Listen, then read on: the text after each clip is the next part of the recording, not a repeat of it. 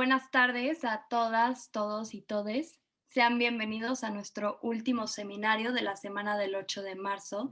Mi nombre es Ana Paulina Costa Blanco, soy estudiante de primer semestre y soy vocal de género. Bueno, quiero empezar porque quiero dar un agradecimiento especial a todas las personas que conforman la vocalía de género, ya que con el esfuerzo de cada una hemos podido brindar estos espacios que no solo nos han aportado el conocimiento de diversos temas jurídicos desde un enfoque feminista, sino que también hemos podido tener el placer de hacer comunidad con las exalumnas, las cuales reconocemos como mujeres poderosas y exitosas, de las cuales nos sentimos sumamente orgullosas por su gran labor y desempeño del día a día. Como saben, esta ha sido una semana con sentimientos muy fuertes para todas, donde hemos marcado muchos temas, hemos aprendido, pero sobre todo hemos estado llenas de controversia. En primera instancia, yo quiero decir que me enorgullece muchísimo ser mujer, de verdad me encanta y no lo cambia nada del mundo. Pero a través de esto también puedo decir y reconocer que ser mujer en México es una lucha de todos los días. Lamentablemente hemos crecido y vivimos en una sociedad donde se han inculcado ciertas conductas y pensamientos retrógradas, machistas y misóginos que se fueron normalizando a través del tiempo, hasta que un día muchas de nosotras empezaron a cuestionar si todas estas cosas que nos imponían como correctas eran normales. Y sin miedo al rechazo de la sociedad, nos hemos quitado la venda de los ojos para decir más. Para todas las que estamos aquí, algunas ya son abogadas, otras estamos en camino de serlo, quiero decirles que ya estamos dando grandes pasos para adelante. Y digo esto empezando porque la carrera y el campo laboral de derecho son ámbitos que tienden a ser muy machistas, en los que nosotras hemos decidido entrar sin miedo y con la frente hacia arriba, dispuestas a hacer un cambio. Mujeres, cada vez somos más y no nos vamos a detener ni callar por no incomodar a los demás. Al contrario, las invito a todas a envolvernos en un manto de sororidad y luchar por las que nos quitaron, por las que somos y por las que vienen. A continuación, me complace presentarles a nuestra moderadora Paulina Madero Suárez, quien es egresada de la carrera de Derecho en la Universidad Iberoamericana, al igual que es cofundadora de Transforma y actualmente es asociada de vinculaciones y proyectos sobre organización, desarrollo, educación e investigación. Paulina, te cedo la palabra. Muchas gracias. Hola, muy buenas tardes. Bienvenida a este espacio, Ana Pau, que me tan poderoso, tan bonito, qué forma también de cerrar la semana. Les felicito por todo este trabajo que estuvieron haciendo esta semana. Y bueno, yo voy a estar moderando este seminario, ni del Estado, ni del patrón, ni esclava, ni invisible, acceso al trabajo, igualdad. Y antes de presentar a nuestras panelistas, mujeres increíbles que tenemos y que hoy vamos a platicar con ellas hoy un poquito más de estos temas, ir aterrizando y ir platicando de manera introductoria un poco sobre el tema, ¿no? Y el tema es el acceso al trabajo y la no discriminación laboral de las mujeres. En México, de acuerdo a las últimas cifras del INEGI, las mujeres representamos más del 50% de la población en nuestro país, pero aún siendo la mitad de la población en un país donde nuestra Constitución reconoce el derecho humano a la igualdad y a la no discriminación y el derecho a un trabajo digno, según los datos de la ONU Mujeres, la participación laboral de las mujeres fue tan solo de un 45% en 2019, comparado con 76% para los hombres, una brecha de 32 puntos porcentuales. Además, durante la COVID-19, las desigualdades se han potencializado. Las mujeres son las más afectadas. La Organización Internacional del Trabajo señaló que los impactos laborales de la pandemia por COVID-19 se dará principalmente en los sectores hospitalarios, alimenticios, de bienes raíces, manufacturero, entre otros. Y en México, por ejemplo, las mujeres representan el 6% de la fuerza trabajadora en la industria alimenticia.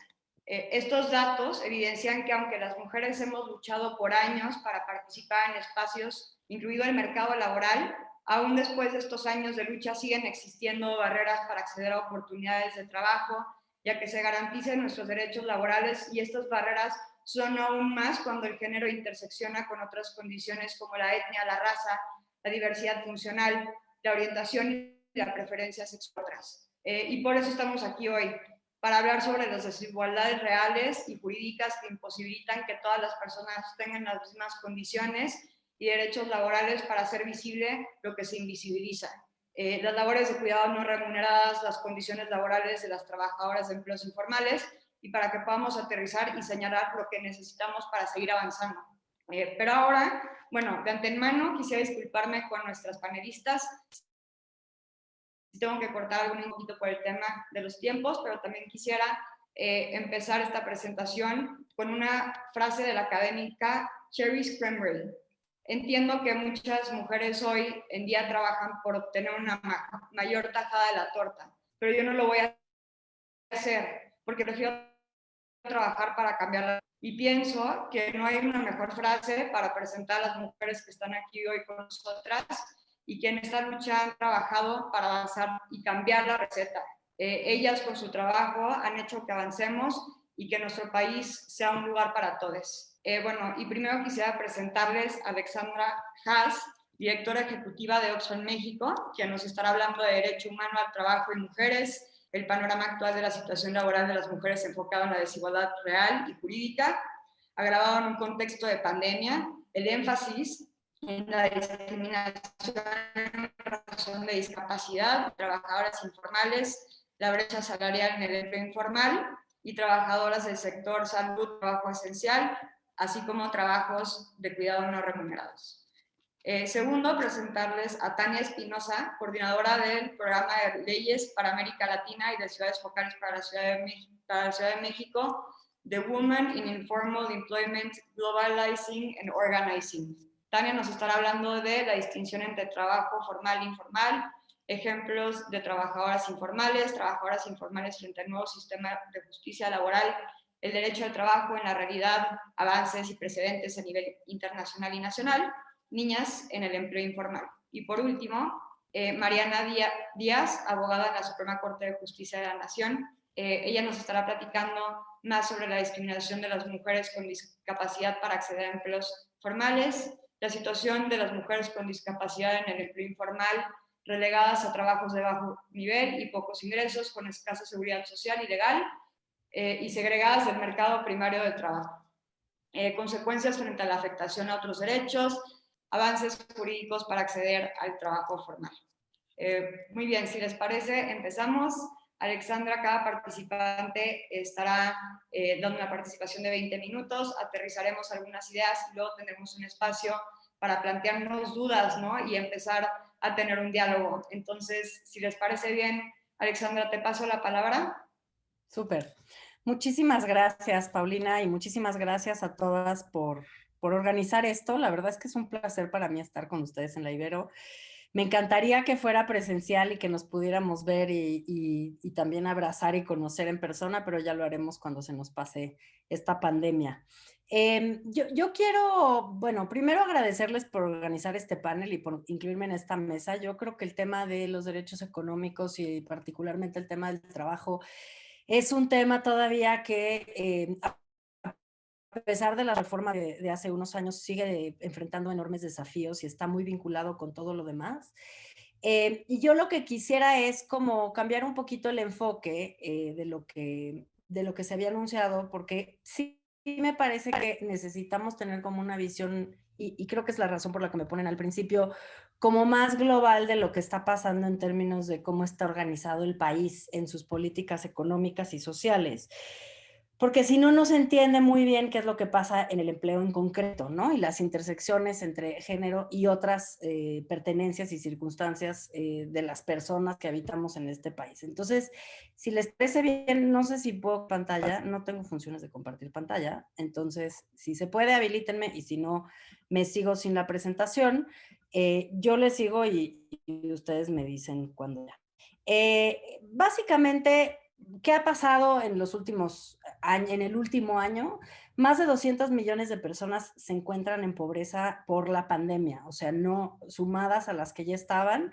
Eh, por la pandemia calculamos en Oxfam que va a haber 200 millones de personas que van a estar nuevamente en pobreza o llegando a la pobreza, pérdida de empleo, pérdida de ingreso, etcétera, etcétera. De estas, se piensa que 112 millones de mujeres tienen un riesgo elevado de perder el empleo. Y eso es enormemente preocupante, porque como lo diremos varias veces en esta presentación, las mujeres tienen empleos de por sí más precarios, de por sí más menos seguros, con menos coberturas sociales y encima con el riesgo de perderlo el empleo o el ingreso por la pandemia. Y tercero, el tercer punto es el tema de que tenemos, ay, muchas gracias, ya me habilitan. Tenemos el tema de, todo esto proviene del informe El virus de la desigualdad que presentó Oxfam en enero de este año, en el contexto de Davos, el Foro Económico Mundial. Y el tercero es que se hizo una encuesta a más de 200 economistas y estos 200 economistas dijeron, la mayoría de ellos, el 87%, que iba a haber mayor desigualdad de ingresos en los distintos países por la pandemia, y el 56%, que a mí la verdad se me hace poco, quizás son economistas sin perspectiva de género, algunos de ellos, 56% anticipa que podría crecer la desigualdad de género en sus países por la pandemia. Entonces, ¿cuál es el tema? Pues es un tema global, ¿no? A nivel global lo que vemos es profundización de la pobreza, profundización de las desigualdades y además un impacto en materia de género. ¿Qué pasa? Y esto no lo puse en los primeros datos, pero creo que es importante decirlo. La desigualdad, pues ¿cómo la ve Oxfam? Vimos que de las 1000 personas más ricas del mundo recuperaron su riqueza en los 10 meses de la pandemia. Se recuperó muy rápido las pérdidas que había habido al principio, mientras que para el resto del planeta nos vamos a tardar 10 años en recuperar los niveles de antes de la pandemia, ¿no? Y en México no es la excepción. 12 mexicanas, una mexicana y 11 mexicanos multimillonarios, 1000 millonarios les llamamos, ya se recuperaron y con lo que ganaron en la pandemia, esos 12 mexicanas y mexicanos podrían duplicar el presupuesto en salud del IMSS y pagar todas las vacunas de todas las mexicanas y los mexicanos del país, ¿no? ¿Qué es lo que pasa ahí? Y esto está profundamente vinculado al trabajo. Hay una política global, económica, que premia el capital y castiga el empleo, ¿no?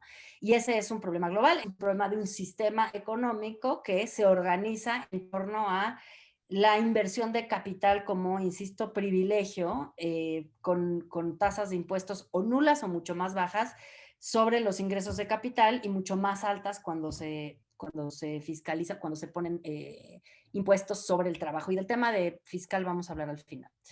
En México no es la excepción. El Coneval ha dicho que puede haber un aumento de entre 8 y 10 millones de personas, lo cual es espeluznante. Ya estábamos en un nivel muy alto de por sí. Y además llega la pandemia a un país que ya estaba en una situación de enorme fragilidad. Más de la mitad de la población en 2018 no tenía acceso a la seguridad social, entonces ya había una situación de enorme vulnerabilidad. La falta de protección social se suma a los problemas de calidad y de infraestructura. Este dato de la CEPAL también es tremendo. Si tú te atiendes en un hospital privado, tienes 4% de chances de morirte de COVID. Si te atiendes en un hospital público del IMSS, que no son los peores, tendrías una tasa de letalidad del 19%. O sea, realmente hace una gran diferencia si te atiendes en un hospital privado que en un hospital público. Y los programas de transferencias que tiene el gobierno federal actual, que son una distinta versión por razones en las que no me voy a meter porque no es el tema, pero son programas de transferencias que no están condicionadas como eran Prospera y los de antes, pues no incluyen a todos los grupos. Hay trabajadores urbanos que viven al día y que no están incluidos en estas transferencias, porque son que a las personas mayores, que a las personas con discapacidad y no están incluidos. De todas maneras, aunque estuvieran, las transferencias no son suficientes para asegurar que puedas pagar todos tus gastos. Una cosa es que te den una transferencia de 3,000 o 4,000 pesos y que eso te complete, pero que tengas acceso a la salud, educación para tus hijos y una vivienda digna con acceso al agua, por ejemplo. Y bueno, pues esos 3 o 4,000 pesos ayudan al ingreso familiar. Y otra es que ya no haya servicios o haya pocos servicios del Estado y te den ese dinero. Pues no puedes pagar todos esos gastos con esos 3 o 4 mil pesos. En 10 años, entre 2008 y 2018, porque para que vean que no es una cosa nada más de ahora, la incidencia en pobreza disminuyó de 44.4 a 41.9. Sí hubo una baja en el tema de acceso a la salud del 38.4 al 16.2, pero ojo, no mejoramos en calidad, mejoramos en acceso por la creación del Seguro Popular y la carencia en seguridad social bajó 7 puntos porcentuales. ¿Cómo podemos ver estos datos? Pues la verdad es que la política social en México ha fallado, ¿no? O sea, tantos años de inversión y premios y cosas y reconocimiento internacional y toda una maquinaria del Estado para combatir la pobreza y tener el resultado de que bajó 3 puntos porcentuales, pues es muy, muy poco, ¿no? Entonces, realmente es lo que les decía antes, hay un sistema económico que está organizado de tal suerte, pues que mantiene a las personas en pobreza. ¿Cuáles son los problemas estructurales? Y esto tiene todo que ver con el género, y eso es algo que sí quiero poner sobre la mesa, porque a veces pensamos que lo de género pensamos que solo es de género aquello que tiene la etiqueta de género, y la verdad es que el problema para las mujeres es que en toda la organización social salen perdiendo. Si la salud es deficiente, es más deficiente para las mujeres. Si la educación es deficiente, es más deficiente para las mujeres. Entonces, no nos debe de preocupar solo, y me preocupa muchísimo y hablaré de eso, pero solo los cuidados, sino las grandes estructuras gubernamentales y sociales y económicas tienen que ver con la agenda de las mujeres porque somos siempre las que más perdemos en todos los casos. Entonces, algunas reflexiones, digamos, sobre cuáles son los problemas a los que se enfrenta México. Pues es un problema estructural donde mantenemos muchos millones de personas en la marginación, en la pobreza y en la falta de oportunidades. Pues para empezar, porque hay una enorme fragmentación de los servicios de salud y de protección social. Esto está también muy vinculado con el tema laboral. En el mercado de trabajo hay dos posibilidades. O eres un empleado, bueno, hay muchas más, pero digamos, o eres un empleado formal con un contrato laboral y con acceso al IMSS, donde tu patrón y tú contribuyen y el Estado pone de su parte y estás afiliado al IMSS, o eres una trabajadora o un trabajador informal que no tiene contrato y que no tiene afiliación al IMSS. Esta división es una división que tendría que ser, digamos, del 90-10, ¿no? O sea, una proporción, es lógico que haya ciertas trabajadoras informales, pero no es lógico, como pasa en México, que casi más de la mitad de los, ya ni sé en qué datos estamos últimamente, Tania, pero tú seguro vas a hablar de eso. La mitad de los trabajadores y trabajadoras está en la informalidad y la otra mitad en la formalidad. Ese es un estado que está organizado pues para no tener a todas las trabajadoras y trabajadores en la formalidad. Eso justo con Tania lo vimos cuando estábamos trabajando en el tema de trabajadoras del hogar y luchábamos porque se pudieran afiliar al IMSS. Bueno, ya se logró y estamos muy contentas, pero el argumento del Estado durante muchísimos años era no queremos que entren al IMSS, que es una locura, porque uno pensaría como que el Estado está persiguiendo para que la gente se inscriba. No queremos que las trabajadoras del hogar se inscriban al IMSS, y el Estado activamente impedía que las trabajadoras se inscribieran al IMSS y estaba en la Ley Federal del Trabajo. ¿Por qué es importante? No nada más por lo laboral, sino justo porque si tú no estás inscrita en el IMSS, no tienes salud y no tienes guardería y no tienes pensión y no tienes seguro no tienes incapacidad laboral si tienes algún accidente en el trabajo, estás fuera, digamos, de todo el sistema de seguridad social. Y uno de los principales problemas, más allá de la enorme injusticia que esto representa, y si ustedes ven datos de la encuesta sobre discriminación en México, se van a dar cuenta que están muy sobre representados en el sector informal de la economía las personas indígenas, autoadscritas indígenas o hablantes de lengua indígena. O sea, realmente lo que tenemos es un país que tiene como mucho más personas indígenas fuera de este sistema de contribución a la seguridad social que dentro, ¿no? O ni siquiera es proporcional entre la población indígena y no indígena. ¿Qué es lo que pasa con el tema de la salud y por qué es relevante? Pues justo porque no se toma el derecho a la salud como un derecho, sino como una prestación laboral. Entonces tenemos el problema de que, bueno, pues el IMSS tiene servicios de salud deficientes, pues sí deficientes, pero mucho mejores, por ejemplo, que el INSABI. Simplemente hay procedimientos que sí obtienes en el IMSS que no tienes en el INSABI. Por ejemplo, te quieren hacer te tienes que hacer una diálisis, en el INSABI no te la puedes hacer y en el IMSS sí. Entonces es como la diferencia entre la vida y la muerte, pero no tienes acceso si no tienes un empleo formal o alguien que te haya inscrito que tenga un empleo formal. Entonces lo que realmente estamos viendo es que eso, que se asocia la condición laboral al derecho a la salud, y eso es una cosa que no debería de ser, y que las mujeres están representadas en los trabajos informales y precarios por muchísimas razones, pero una de ellas es el tema de los cuidados que ahora voy a abordar. Básicamente, el tema de salud y el tema de seguridad social es un tema a revisar de manera muy, muy profunda y muy amplia. Pero sí quisiera decir que pues se generan con estas fragmentaciones de la salud problemas como que entre 2015 y 2016 subió la tasa de mortalidad materna, ¿no? O sea, es inaudito que un país como México tenga la tasa de mortalidad materna que tiene, ¿no? A 36 por cada 100,000 habitantes, que la verdad es que es un dato que debería de haber bajado desde hace muchos años y no ha bajado, y tiene mucho que ver con el tipo de servicios de salud que hay, sobre todo en las zonas donde hay alta presencia de personas indígenas, y un tema de mujeres y acceso a la salud reproductiva.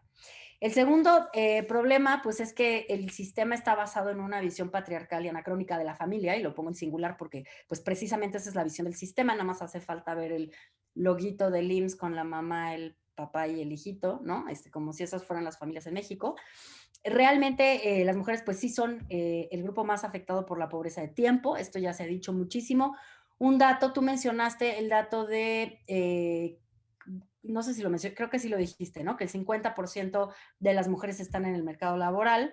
Sí, es verdad que subió, antes estábamos en el 43%, pero lo que no bajó fue el tiempo que le dedicamos a los cuidados. O sea que las mujeres en México trabajamos más en la calle, pero también en la casa. Y también hay que decir algo, el cuidado no es solo importante distribuirlo porque queramos acceder al trabajo, o sea, no todo es como productivo. También queremos tiempo libre, que tiempo de organización política, tiempo de esparcimiento, tiempo de descanso, tiempo de hacer lo que se nos da la gana, ¿no? Y eso también es un derecho y también es parte del libre desarrollo de la personalidad. Liberarle tiempo a las mujeres para que hagan lo que quieran, ¿no? Bueno, básicamente en México las mujeres ganan menos ingresos que los hombres. El ingreso promedio en 2020 de los hombres era el doble que el de las mujeres, ¿no? Eso como para salir a estar más furiosos de lo que ya estamos. Dato del Coneval. Una de cada 3 mujeres mexicanas no tiene un ingreso autónomo. ¿Cuáles son esas desigualdades para acceder al empleo? Muchísimas. Desde muy jóvenes, por ejemplo, pues una tasa de natalidad para niñas y adolescentes alta. México tiene una problemática muy seria de embarazo infantil. Olvídense del embarazo adolescente, de embarazo infantil. Obviamente son violaciones, violencia dentro del hogar, terrible. Pero de todas maneras hay un enorme porcentaje de mujeres, aunque ellas mismas no tengan hijos, que van dejando la escuela a los 14, 15 años, y son las disque ninis, que no son ninis, porque sí trabajan. 9 de cada 10 personas que no estudian y no trabajan en la juventud en realidad son mujeres, y la mayoría están en sus casas haciendo trabajo de cuidado. Entonces sí hay una problemática muy seria, y justo llegamos a esta tasa de muy alta, de un tercio de la población que no tiene un ingreso autónomo, porque es una repercusión de una vida entera de discriminaciones, ¿no? De estar en la casa cuidando sin empleo, de no poder terminar la escuela justo por estar cuidando o haciendo tareas domésticas no remuneradas, de enfrentarte a un mercado laboral misógino que castiga la edad reproductiva, casos de despidos por embarazo, en fin, o sea, las barreras son enormes, son muchísimas, pero todo funciona como un sistema y acaba teniendo este impacto enorme que señala el Coneval. Ay, perdón, se me pasó el último dato. Bueno, y el tema de que las mujeres al inicio de la pandemia, pero no solo al inicio, nada más nos falta como seguir estudiando los impactos, pero solamente entre marzo y junio, 1 de cada 3 mujeres fueron expulsadas de su trabajo, ¿no? Frente a 1 de cada 4 hombres. O sea que sí hay una diferencia muy, muy profunda. ¿Qué tenemos que hacer para cambiar? Se requieren cambios estructurales, o sea, no se puede cambiar poco a poco, sí hay que cambiar cosas muy amplias, muy grandes, para lograr un mayor acceso a los derechos. Se necesita un sistema universal de salud, ya no este sistema fragmentado de que según quien seas te toca un servicio distinto, y duplicar el gasto en salud es parte de eso. O sea, México gasta muy poco en salud, 2.7% del PIB, mientras que en otros países gastan el doble. Y países comparables, ¿no? Como de América Latina, y elevar también la calidad y no solo la cobertura. Y acá señalar que la calidad implica una perspectiva intercultural también, ¿no? O sea, la calidad tiene que ver con que sea apropiado el servicio que se da, culturalmente, en fin, ¿no? Sensible a las diferencias, etc. Hay un concepto que a mí me gusta mucho de la CEPAL, que es el universalismo sensible a las diferencias, que es tener sistemas, por ejemplo, de salud universal para todas y para todos, pero que si tienes un hospital en una zona indígena o incluso en una zona donde puede haber, digamos, una mezcla de población, pues tengas la capacidad como Estado de dar servicios apropiados, ¿no? Para las diversidades. Un sistema nacional de cuidados no hay de otra, no hay. O sea, realmente el gran elefante en el cuarto de la inserción laboral de las mujeres es la falta de un sistema de cuidados. Ya hay una reforma constitucional que pasó por la Cámara, ahora está en el Senado, espero que pase en este periodo de sesiones. ¿Qué tiene que contener esa ley general que están por incorporar a la Constitución el mandato al Legislativo Federal de hacer una ley general? Mecanismos de coordinación, legislación secundaria, es enormemente complejo. Tendría que ser enormemente complejo, pues porque los servicios son muy diversos, ¿no? Dependiendo de dónde, qué tipo de servicio. Y no solo es para niñas y niños, sino adultos mayores, su apoyo y acompañamiento a personas con discapacidad en la medida en la que las personas con discapacidad lo requieran. Y tomar en cuenta la diversidad y las interseccionalidades, otra vez salirnos del modelo de la familia heteropatriarcal, buscar que los servicios de cuidado estén adaptados a las distintas realidades familiares y que puedan responder a la composición sociodemográfica verdadera de nuestro país, ¿no? Y finalmente, mejorar la coordinación de las distintas transferencias, ampliar la oferta educativa, pues son cosas que habría que hacer pronto.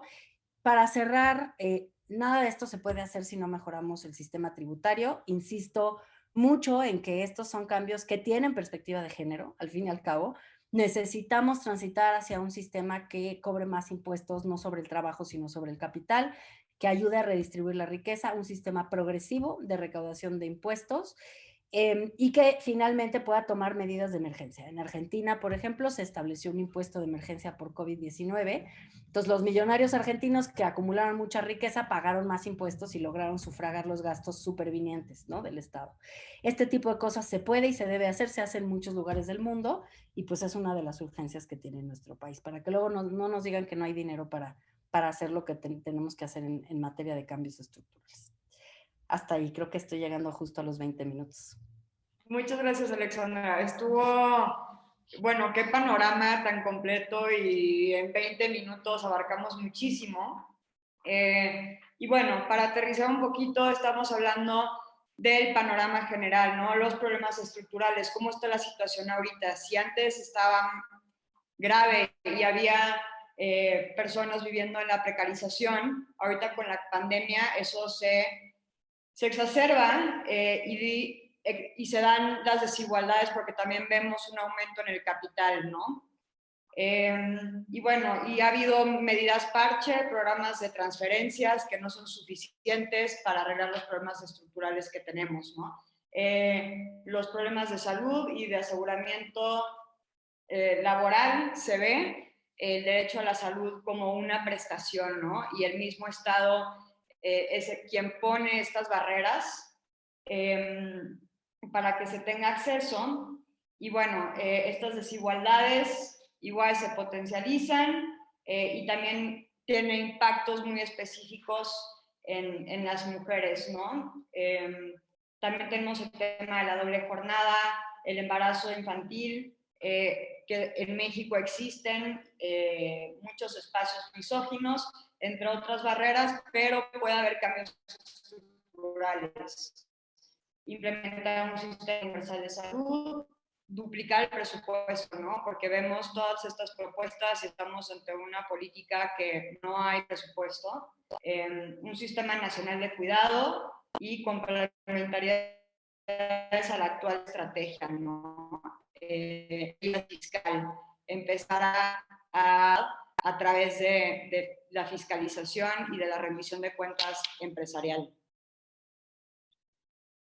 Alexandra, perdón, creo que Tania, sí. Vas a presentar un video de 4 minutos, ¿no? Súper, muchas gracias, Alexandra.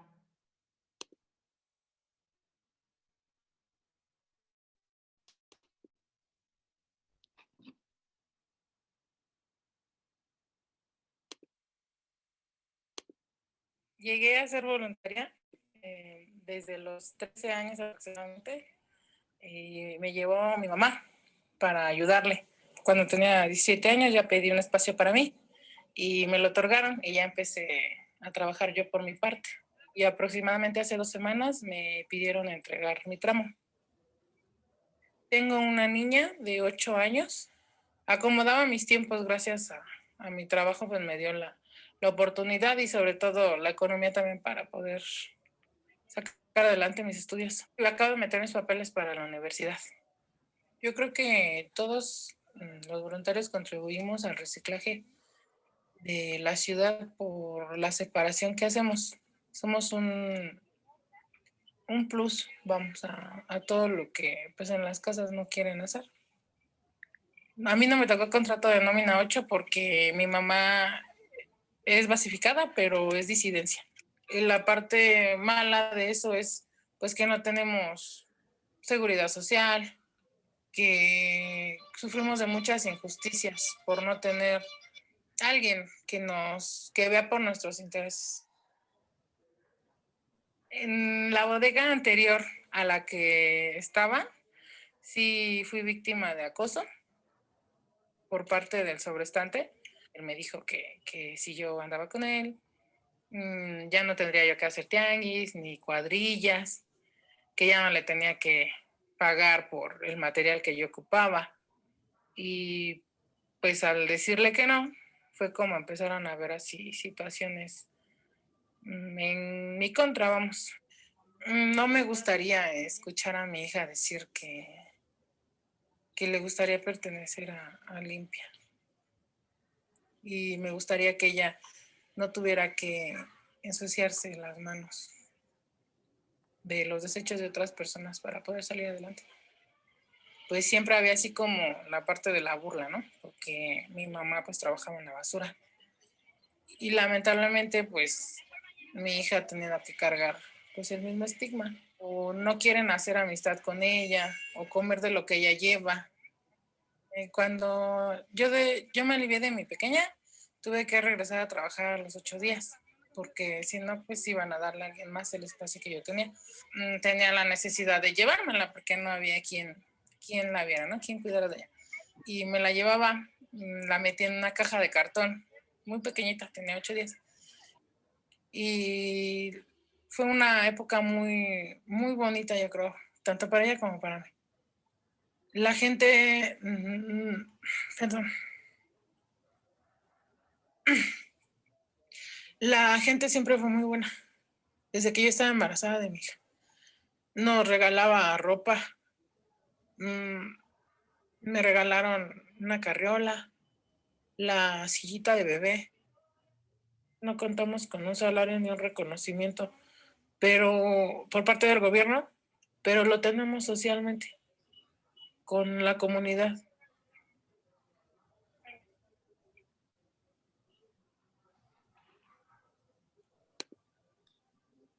Muchas gracias por proyectar el video. Muy buenas tardes. Muchas gracias por la invitación a esta mesa. Las felicito muchísimo por la iniciativa. El video que acabamos de ver es el video de María, es el testimonio de una trabajadora voluntaria del Servicio Público de Limpieza de la Ciudad de México. Y bueno, básicamente quise empezar con eso porque esquematiza muy bien cuáles son las condiciones laborales que viven muchas de las mujeres que trabajan en empleo informal. Voy a compartir mi pantalla para iniciar mi presentación, pero necesito que me lo habiliten porque no me deja.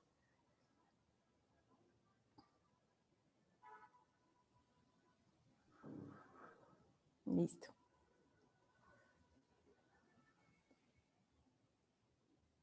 Muy bien. Entonces, dentro de la mesa de acceso al trabajo y desigualdad, yo les voy a compartir la mirada desde la informalidad laboral y me gustaría empezar compartiéndoles qué es el trabajo informal, ¿no? Desde WIGO, la definición que utilizamos para el trabajo informal es el trabajo que no cuenta con acceso a seguridad social ni ningún tipo de protección legal. A nivel global, en 2018, de acuerdo a la Organización Internacional del Trabajo, 61% de la población mundial económicamente activa, es decir, 2.000 millones de personas, trabajaban en el empleo informal.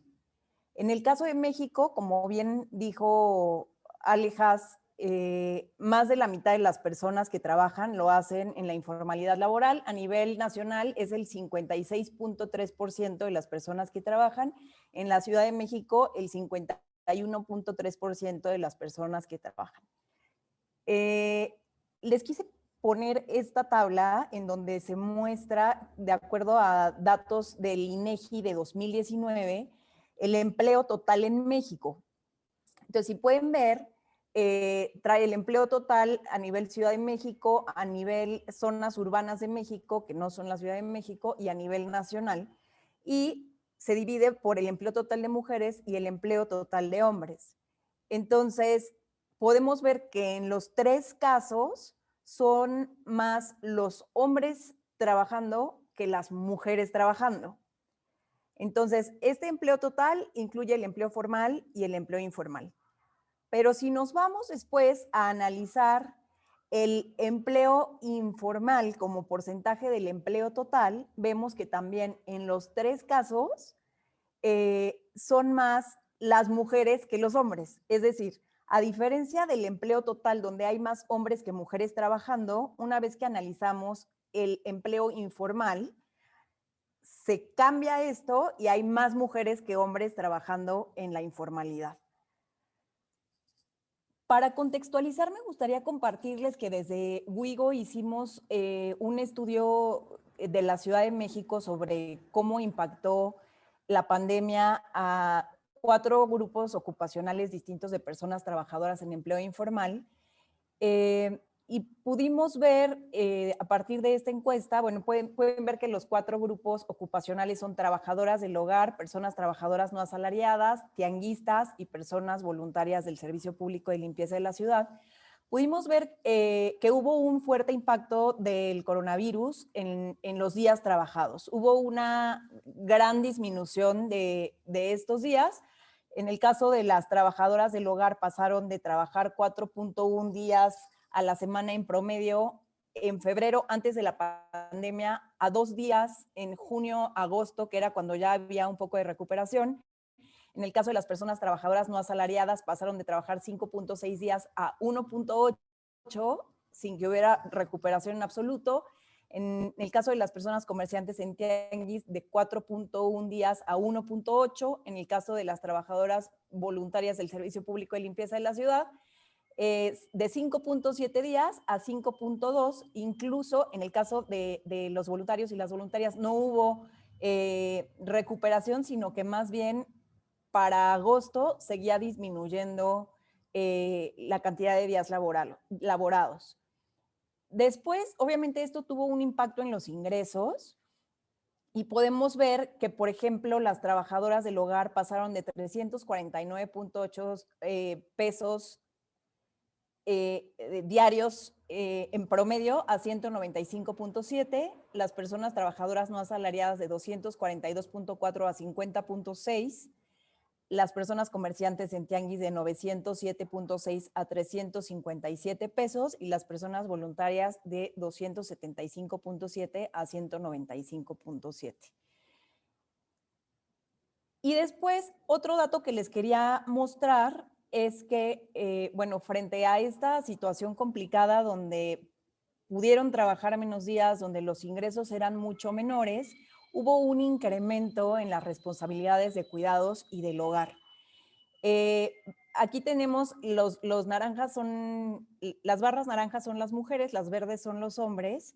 Desde nuestro punto de vista, lo que sucedió es que, como bien han dicho, si de por sí las mujeres ya recaía en ellas este trabajo de cuidados no remunerados, a partir de esas labores que ya hacían, hubo este incremento que se nota en las barras naranjas.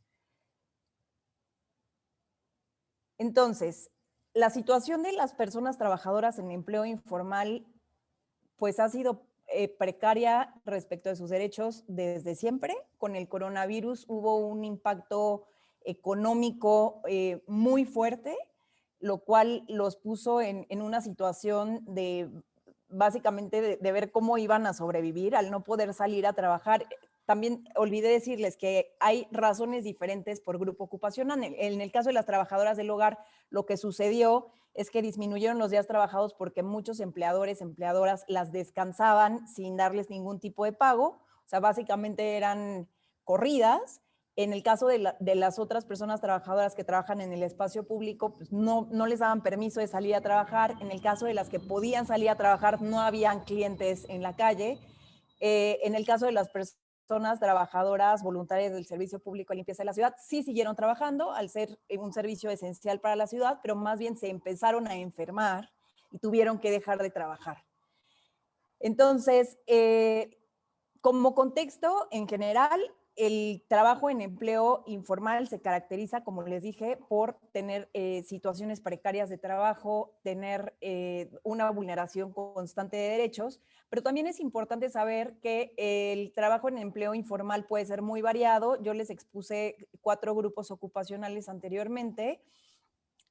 Hay una diversidad de ocupaciones que va a seguir cambiando conforme pase el tiempo. Pueden haber ocupaciones que existían antes y que dejan de existir, y conforme va avanzando, yo qué sé, la tecnología o se va desarrollando el país, surgen nuevas ocupaciones, pero no se ve que en el corto plazo ni en el mediano plazo el trabajo en empleo informal o estas ocupaciones vayan a dejar de existir. También es importante saber que estas ocupaciones, dependiendo a qué te dediques, hay un diferente nivel de regulación e incluso puede haber actividades que no estén reguladas en absoluto, y eso se los voy a ejemplificar a continuación. Empiezo con las trabajadoras del hogar y quiero empezar con ellas porque por un lado son mayoritariamente mujeres, pero también por otro lado es hacia donde quisiéramos que todos los grupos ocupacionales que trabajan en empleo informal pudieran llegar. Después de una lucha de décadas de las trabajadoras del hogar por sus derechos, lograron por fin que hubiera una reforma a la Ley Federal del Trabajo, capítulo 13, en donde se estableciera que tienen acceso obligatorio a la seguridad social, contrato por escrito, jornada laboral de 8 horas, vacaciones, pago de días de descanso y aguinaldo. También surgió un programa piloto en donde hasta noviembre del año pasado había 26,193 afiliadas, lo cual se tiene que poner en contexto porque hay aproximadamente 2.4 millones de trabajadoras del hogar en el país. Se estableció un salario mínimo para ellas por la Comisión Nacional de Salarios Mínimos, que quedó en 154.03 pesos, más abajo de lo que ellas querían. Y por supuesto que existieron pendientes en esta reforma. No se incluyó la inspección laboral, o sea, hasta el día de hoy no se sabe cómo se va a verificar que estos derechos se estén cumpliendo, y tampoco se establecieron las cuotas para el Infonavit. Sin embargo, aún con esos pendientes que existen de los grupos que les voy a explicar, ellas son las que más han logrado respecto al reconocimiento de sus derechos. También importante decir que en el caso de las trabajadoras del hogar, a diferencia de los que les voy a explicar a continuación, existe una relación tradicional, laboral tradicional, obrero-patronal, donde hay una parte empleadora y hay una parte trabajadora. Cuando me preguntaron justo, bueno, ¿cómo aplica la nueva reforma laboral, la nueva justicia laboral a las personas trabajadoras en empleo informal? Yo les quisiera responder brevemente diciéndoles que a las trabajadoras del hogar es a las que les puede aplicar. Sin embargo, a los trabajadores y trabajadoras que les voy a explicar a continuación, no necesariamente les aplica porque esa justicia laboral está muy enfocada en relaciones tradicionales laborales, donde hay una parte empleadora y una parte trabajadora. Entonces, por ejemplo, dentro de los trabajadores y trabajadoras autoempleadas tenemos a las personas trabajadoras no asalariadas. Existe en la Ciudad de México, y esto es solo a nivel Ciudad de México, un reglamento de trabajadores no asalariados del Distrito Federal que data de 1975. El reglamento describe quiénes son las personas o las ocupaciones que son consideradas por este reglamento como no asalariadas. Dentro de esas ocupaciones tenemos a los organilleros, a los vendedores de publicaciones y revistas atrasadas, a los vendedores ambulantes de café, a los artesanos, a los aseadores de calzado, entre varios más. Y básicamente en el reglamento se establece cómo pueden acceder a esta licencia que expide la Secretaría del Trabajo y Fomento al Empleo de la Ciudad de México. Esto también rompe el mito o la creencia de que estas ocupaciones no están reguladas, sino por el contrario, se deja claro que hay ocupaciones que tienen licencia de trabajo, un permiso para trabajar. Después tenemos a las personas comerciantes en tianguis, están regidas por un reglamento de mercados de 1951. Ese reglamento de mercados se hizo para los mercados que tienen un edificio público en donde está el mercado. Sin embargo, se ha aplicado para los tianguis. Los tianguis tienen, dentro de un mismo tianguis pueden haber diferentes asociaciones civiles compuestas por los mismos tianguistas y cada una de esas asociaciones tiene un permiso de operación que le es otorgado ya sea por la alcaldía o por la Secretaría de Desarrollo Económico o por las dos, y es por un tiempo indefinido. Es decir, ahí también hay un permiso. Y después les puse aquí a las personas trabajadoras en vía pública, también conocidas como ambulantes, vendedores y vendedoras ambulantes. También se rigen por el Reglamento de Mercados del 51, se rigen por el Acuerdo 1198, que fue hecho en el 98, sobre todo para ordenar el comercio en el centro histórico, pero ahora se ha aplicado en toda la ciudad. Y ellos lo que hacen es que pagan derechos cada 3 meses para poder trabajar en el espacio público. El problema que ellos han tenido es que las autoridades no les toman ese pago de derechos como permiso. Entonces, a pesar de tener el pago hecho, los quitan constantemente y les dicen, no, pues ese no es un permiso, es solamente un pago de derechos y entonces te tienes que quitar, ¿no? Pero bueno, esto nos deja claro también el tema de si, vamos a ver a continuación que se habla de actividades lícitas, o sea, de una protección de los derechos siempre y cuando tengan una actividad lícita, pues el hecho de que esté regulada, que tengan permisos, que hagan pago de derechos, deja claro que son actividades lícitas. Pero también les dije que hay unas actividades que no están reguladas en absoluto. Ese es el caso de las personas trabajadoras voluntarias del Servicio Público de Limpieza de la ciudad. En la ciudad hay las personas que recogen la basura, hombres y mujeres, en los camiones, en los carritos de basura. Hay 14,000 trabajadores y trabajadoras contratadas con una relación formal de trabajo y hay por lo menos 10,000 que no cuentan con contrato y por lo tanto no cuentan con seguridad social, sin prestaciones, sin salario, viven de las propinas que la gente les da y de la venta de los materiales reciclables que seleccionan entre los residuos que recogen.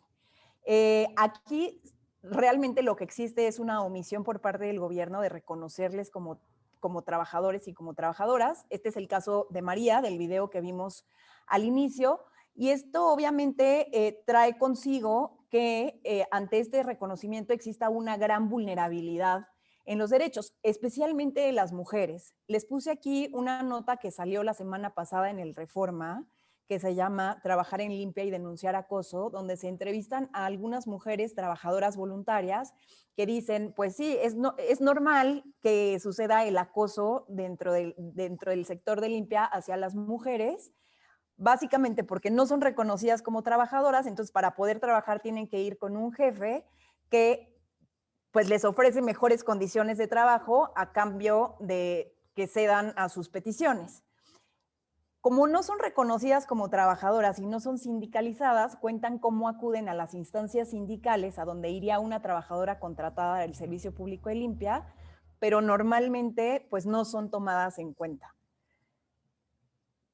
Dicho eso, nos toca preguntarnos si estas personas que les acabo de decir, o sea, ya que vimos que son trabajadoras y trabajadores vulnerables, que tienen diferentes tipos de regulaciones, pero muchas de las ocupaciones sí están reguladas, nos toca preguntarnos si tienen derechos laborales o no tienen derechos laborales, porque parecería que lo que te da los derechos laborales es la formalidad en el trabajo.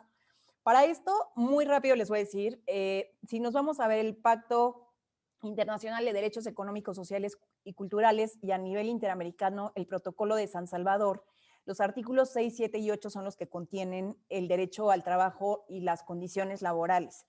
En ambos instrumentos internacionales, en el artículo 6 se establece la dimensión individual del trabajo, o sea, el derecho a trabajar y ocuparse en una actividad libremente elegida. En el artículo 7, ambos hablan de condiciones justas, equitativas y satisfactorias de trabajo, que muchas veces están muy enfocadas igual a relaciones obrero-patronales, como por ejemplo pago de días de vacaciones, pero es muy importante que en el artículo 7 del protocolo de San Salvador repite un poco lo que dice el artículo 6 y dice que cada quien puede dedicarse a la actividad que mejor responda a sus expectativas. Y después, en el artículo 8 está la dimensión colectiva del derecho al trabajo, en donde básicamente viene el derecho de asociación, y este derecho de asociación no se limita a sindicatos como tal, como puede ser el Sindicato Nacional de Trabajadoras del Hogar, sino que también podría aplicar a las asociaciones de tianguistas, por ejemplo, o a las uniones de trabajadores no asalariados. Después, si nos vamos a ver la Constitución Política de los Estados Unidos Mexicanos, vemos que es algo similar. Se habla del derecho al trabajo sin decir que el derecho al trabajo solamente es para trabajadores formales, sin hablar de los trabajadores informales, pero sin decir que los trabajadores informales no tienen derecho al trabajo. Y más bien se repite que en el artículo 5 que a ninguna persona se le puede impedir que se dedique al trabajo que le acomode.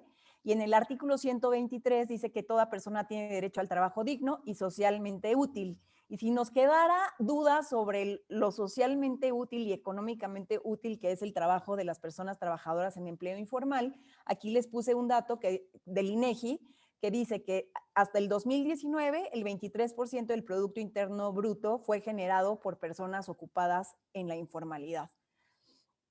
Y después, muy importante, irnos al ámbito local, a la Ciudad de México. La Constitución Política de la Ciudad de México de 2017 da un paso más allá y en este artículo 10 que se llama Ciudad Productiva, ya establece que se protege el trabajo, todo trabajo que sea lícito, subordinado o no subordinado. Es decir, no tiene que haber a fuerza una relación tradicional de trabajo obrero-patronal.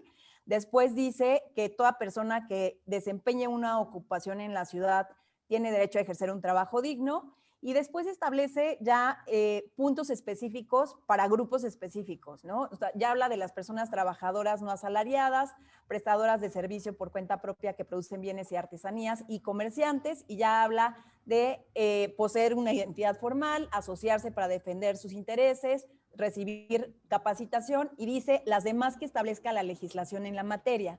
Aquí la Constitución le deja al Congreso de la Ciudad de México la tarea de hacer una legislación secundaria sobre trabajo no asalariado que debió de haberse publicado hace más de un año y que sigue pendiente en el Congreso.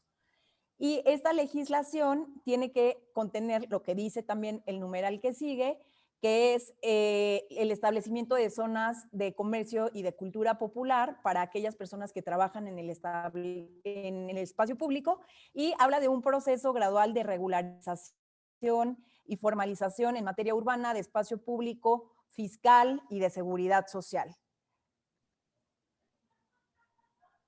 Si nos quedara duda sobre si los trabajadores y trabajadoras en empleo informal tienen derecho al trabajo, nos vamos al Corpus Juris del Derecho Internacional del Derecho al Trabajo y vemos que la Observación General 18 del Comité de DESC de Naciones Unidas nos dice que el derecho al trabajo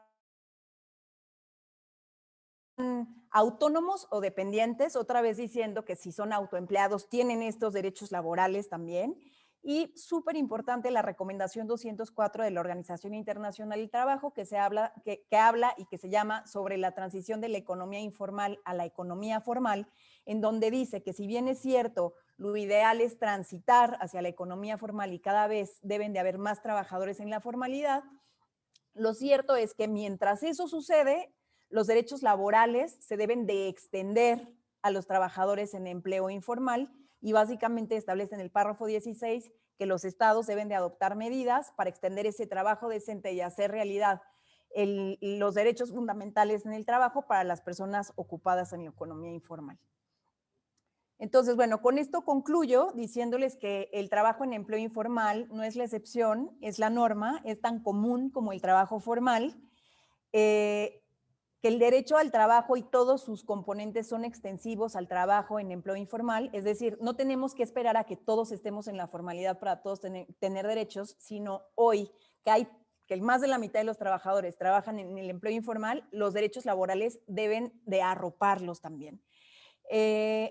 Hasta el día de hoy, en México hay una omisión del Estado, tanto legislativa como de políticas públicas para garantizar condiciones dignas de trabajo a este sector. Y actualmente, como pudimos ver, la legislación laboral está orientada a relaciones laborales formales, tradicionales, obrero-patronales, aunque la Constitución de la Ciudad de México representa un parteaguas en ese sentido.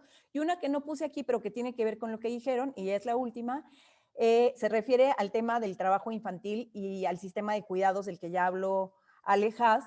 Es que me pedían que dijera algo sobre el trabajo infantil, específicamente en el caso de las trabajadoras en empleo informal, y ahí lo que yo les puedo decir es que lo que hemos visto es que precisamente esta falta de seguridad social y esta falta de un sistema de cuidados hace que estas mujeres que tienen que salir a trabajar en estas condiciones traigan a sus hijos con ellas, a sus hijos y a sus hijas.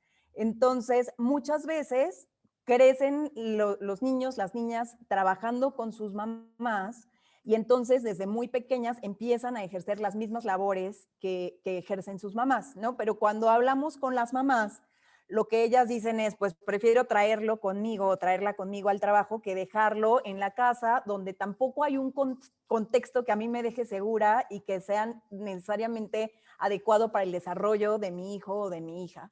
Y aquí es importante mencionar que además del sistema de cuidados a nivel nacional, la Constitución de la Ciudad de México ya tiene un artículo específico y habla del establecimiento de un sistema público de cuidados para estas trabajadoras, sobre el cual no se ha hecho nada en absoluto. Y hasta aquí dejaría mi presentación. Espero que les haya gustado. Muchas gracias, Tania. Bueno, para recapitular, a mí me gustaría empezar con algo por lo que fuimos concluyendo, ¿no? Y que creo que es muy importante porque a veces hay esta desinformación, que las personas trabajadoras que están en empleos informales tienen derechos constitucionalmente en tratados internacionales, pero el que no se les garantice ni se les respete es otra cosa, ¿no? Pero sí tienen los mismos derechos que todas las personas. Y bueno, hablamos de las condiciones de la COVID, de las mujeres trabajando en la informalidad, cómo disminuyeron los días laborales, cómo hubo un impacto en los ingresos, estos disminuyeron, vimos también abusos, ¿no?, por parte de personas empleadoras, descansando a trabajadoras del hogar, sin garantizar sus derechos a una remuneración, etcétera. Vemos también distintas ocupaciones de los empleos en la informalidad, ¿no? No es estático, donde las personas constantemente se ven vulneradas. Vemos también un régimen laboral deficiente que no le está garantizando sus derechos a todas las personas, ¿no? Y a las personas que trabajan en la informalidad, como las trabajadoras del hogar, aún así viven una situación de precariedad, donde no hay una debida implementación de la legislación para garantizar estos derechos. Perdón, es que fueron muchos puntos. Vemos también la situación de las trabajadoras voluntarias sin seguridad social, cómo se exponencializa la violencia, ¿no?, en estos espacios laborales donde no se les reconoce su calidad de trabajadoras, ¿no? No hay una persona empleadora que se haga responsable de lo que suceda en ese espacio laboral.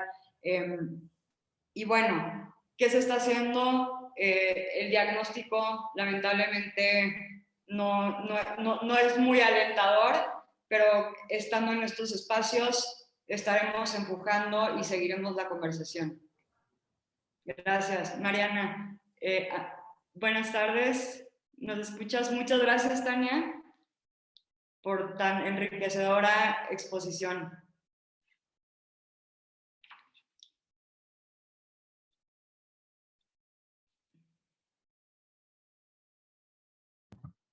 Hola, buenas tardes, ¿cómo están? Qué gusto saludarlas. Hola Mariana, ¿cómo estás? Bien, muchas gracias. ¿Ustedes? También bien. Pues estamos teniendo esta ronda de participaciones. Qué gusto que estés aquí. Mucho gusto. Y bueno, te cedemos la palabra para una exposición de 20 minutos, luego estaremos aterrizando las ideas y tendremos una ronda de preguntas. Perfecto, muchas gracias. Pues quisiera empezar agradeciendo a la vocalía de género de Derecho de la Ibero por la invitación, por su arduo trabajo en toda esta semana, que han tenido conferencias súper interesantes con mujeres increíbles. La verdad es que ha sido un gran trabajo.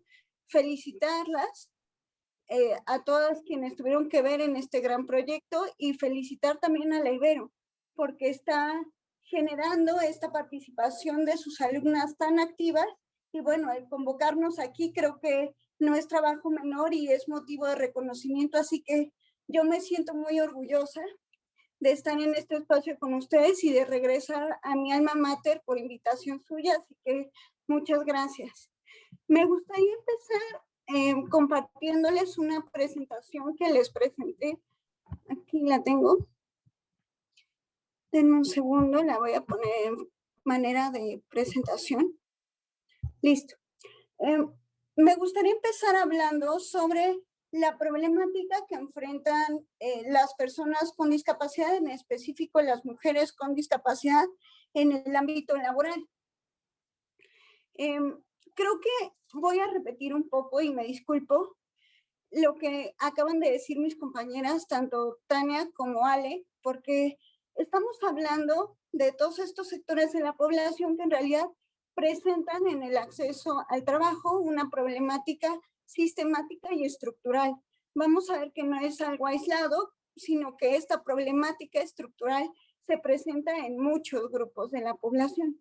Entonces me gustaría primero hacerles una pequeña introducción del tema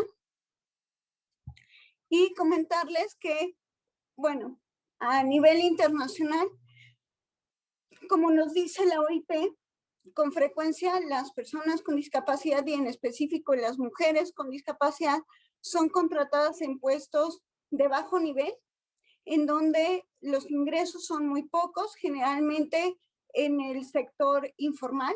Entonces, por supuesto, no tienen acceso a seguridad social. Si se les paga muy poquito. Muchas veces pocas de las personas con discapacidad, en específico las mujeres, llegarán a tener un salario mínimo. Muchas veces ganarán menos del salario mínimo. Y justamente nos habla de toda esta problemática que algunos estudios nos dicen que por no aprovechar en general la fuerza productiva de las personas con discapacidad y en específico de las mujeres con discapacidad, se tiene una pérdida del PIB del 3 al 7%. Entonces, imagínense, literalmente no solamente es un tema de inclusión social, sino también, si lo queremos ver así, un interés económico por parte de los estados, porque esa fuerza productiva ni siquiera se está aprovechando. Y además también comentarles que la pobreza afecta de manera desproporcionada a las mujeres con discapacidad en específico. ¿Por qué?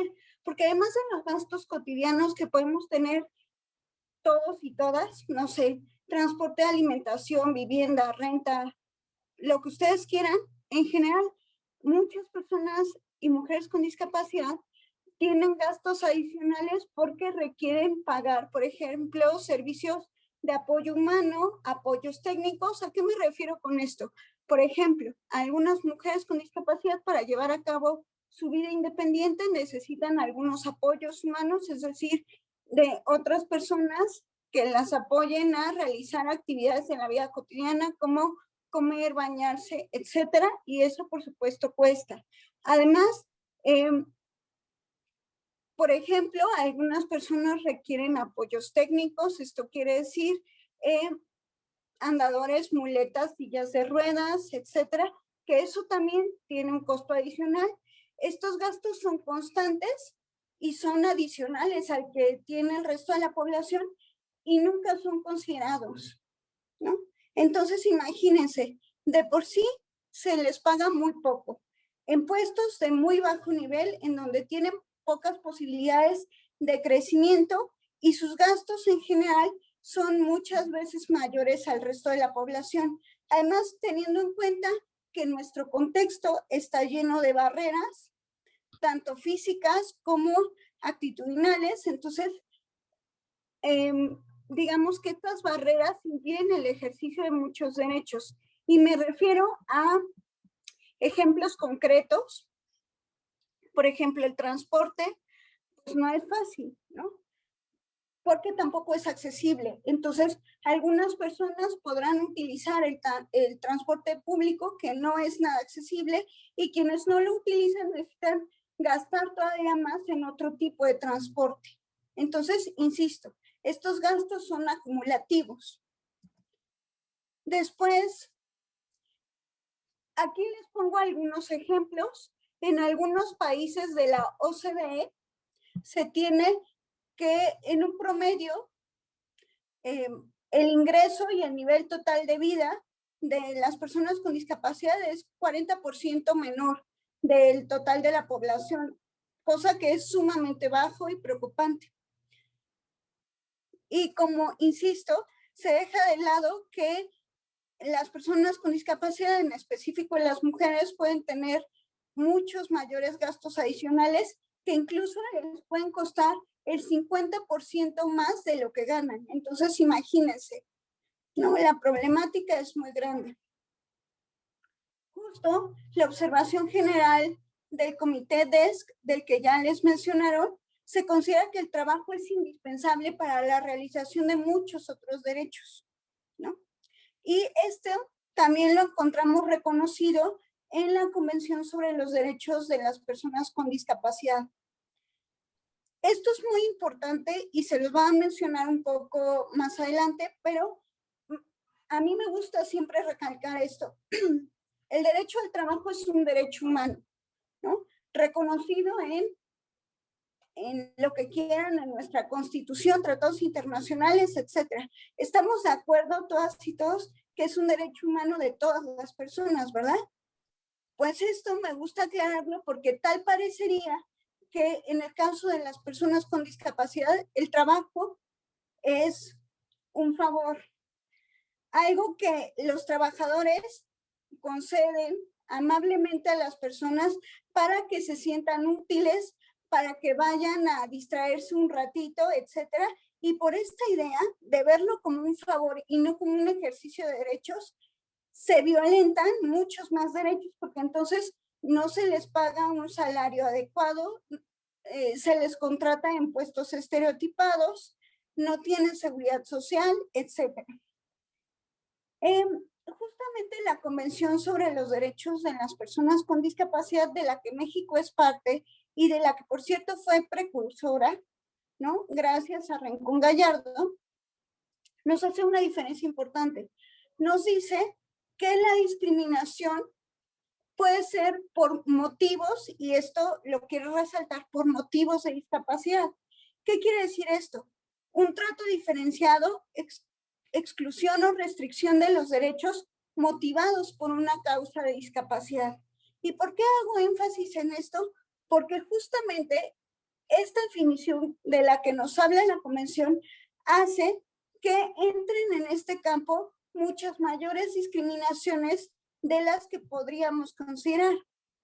Primero tenemos que entender que la discriminación hacia las personas con discapacidad es una problemática estructural. ¿Qué quiere decir esto? Insisto, esto también me gusta repetirlo en las conferencias y en las clases, y parezco un poco disco rayado, por favor discúlpenme, pero justo cuando hablamos de la discriminación que enfrentan las personas con discapacidad, no nos referimos a una problemática individual, algo que realice una persona en lo particular, sino, como mencionó Roberto Saba, se trata de una discriminación estructural. ¿Qué quiere decir esto? La existencia de una opresión histórica que se refleja en diversas estructuras y prácticas sociales, incluso institucionales. ¿Por qué? Porque todo, piensen ustedes en lo que quieran, en salir a la calle, en los puestos que se piden, en las tecnologías de la información, todo está pensado a partir de un estándar de persona, de un estándar idealizado de persona, que se mueve de una determinada manera, en general caminando, por ejemplo, y si no lo hace caminando, suponemos que no se mueve, aunque lo haga de otras maneras. Por ejemplo, utilizando bastón, muletas, andador, silla de ruedas. Se comunica de una determinada manera, por ejemplo, oralmente, y si lo hace de cualquier otra manera, entendemos como que no se comunica. Pero ¿qué pasa, por ejemplo, con la lengua de señas mexicana? ¿No? Entiende el mundo y reacciona de una determinada manera, pero en realidad tenemos que entender que hay muchas maneras de entender el mundo y de reaccionar, ¿no? Y a lo mejor algunas personas requerirán que les expliquemos las cosas de diferente manera, a lo mejor con formatos de fácil lectura, con cómics, etcétera, y eso está perfecto. Eso forma parte de la diversidad humana. Y es algo que también me gustaría aclararles aquí rápidamente. Sé que no es el tema, pero un poco para contextualizar, me gustaría aclarar que la discapacidad tiene dos aspectos según la Convención sobre los Derechos de las Personas con Discapacidad. Por un lado, la condición individual de la persona, que es esto que les digo, cómo moverse de diferente manera, comunicarse de diferente manera, entender el mundo de diferente manera, y eso está bien, ¿ok? Eso forma parte de la diversidad humana. Y lo que puede ocasionar, digamos, esa condición de discapacidad que genera una afectación de ejercicios de derechos, que es justamente las barreras. ¿A qué me refiero con barreras? Pues pueden ser barreras físicas como escaleras, etcétera, barreras comunicacionales como que no existan intérpretes y sobre todo barreras actitudinales, que son las que más limitan el ejercicio de derechos, que tienen que ver con prejuicios y estereotipos. Y todos los prejuicios y estereotipos que se generan en relación con las personas con discapacidad, como pues que no pueden ejercer un trabajo, que si los contrato, mi empresa va a ser menos productiva, que les estoy haciendo un favor al contratarlos en lugar de que estoy asegurando un derecho, ¿no?